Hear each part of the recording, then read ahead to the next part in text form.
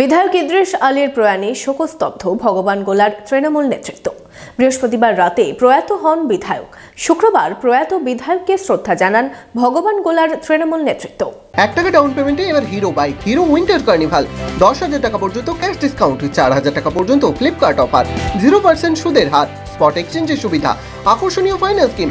আজই আসুন Hero Golden Motors private limited, Golden Auto মার্টে, এখন বহরমপুর 55 তলা ও রঘুনাথগঞ্জে।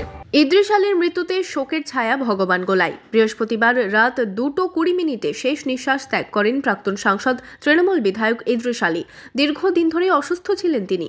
ভর্তি ছিলেন কলকাতার একটি বেসরকারি হাসপাতালে। সেখানেই শেষ নিঃশ্বাস ত্যাগ করেন তিনি। মৃত্যুকালে তার বয়স হয়েছিল 73 বছর। বিধায়কের মৃত্যুতে শোকের ছায়া নেমে এসেছে রাজনৈতিক মহলে। শুক্রবার সকালে ভগবানগোলা 1 নম্বর ব্লক তৃণমূল কার্যালয়ে প্রয়াত বিধায়ককে শ্রদ্ধা জানান তৃণমূল নেতৃত্ব। প্রতিকৃতিতে মাল্যদান করে শ্রদ্ধা জানান তৃণমূল নেতা কর্মীরা। বিধায়কের মৃত্যুতে রাজনীতির পাশাপাশি ভগবানগোলার উন্নয়নে ক্ষতি হলো বলেই মনে করছে তৃণমূল নেতৃত্ব।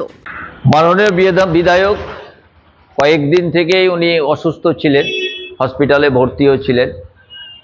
যাই হোক, তার যে অকাল প্রয়াণ, এই প্রয়াণে আমাদের ভগবানগোলার উন্নয়ন এবং রাজনীতিতে ব্যাপক ক্ষতি হলো।